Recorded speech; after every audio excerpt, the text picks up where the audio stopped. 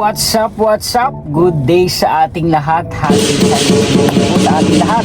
So, for today's video ay nandito tayo sa loob ng Territory Titanium X Hybrid, no? Kasi merong nagtatanong na kliyente kung ano nga bang pinagkaiba ng base model or yung ating Territory Trend at itong ating Titanium X Hybrid, no? Pakita natin kung ano bang features ang meron to na wala ang Territory Trend.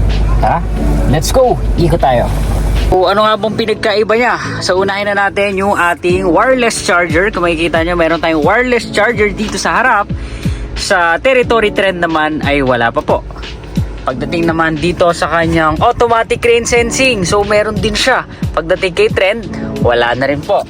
So sa ano natin, sa side mirror sa auto fold, button ng fold. Yan, so pwede mo siya fold. Meron tayong side mirror folding button. Nandito siya. So kay Territory Trend, wala po. So bakante lang din siya.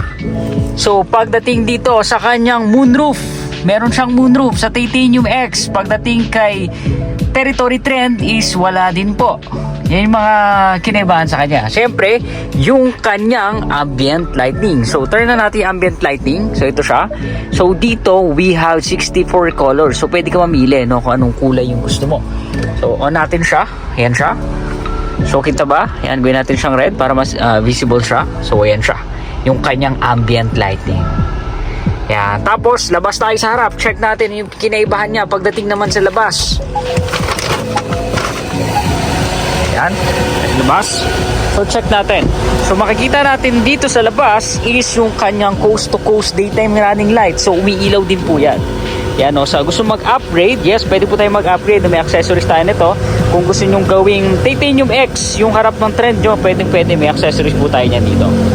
Yan, pagdating sa likod, dito sa likod ng ating Territory Titanium X is equipped tayo ng hands-free liftgate, no? Pagdating naman din sa kanya is meron na rin siyang button dito, so automatic na rin yung kanyang tailgate.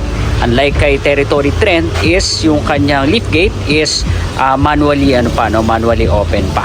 Then wala pa siyang hands-free liftgate. Yun lang mga 4D, no? Isang mabilisan lang. Pagdating sa engine specification, parehas na parehas po. Walang binago. Sa mga features, binawasan lang yung mga features niya.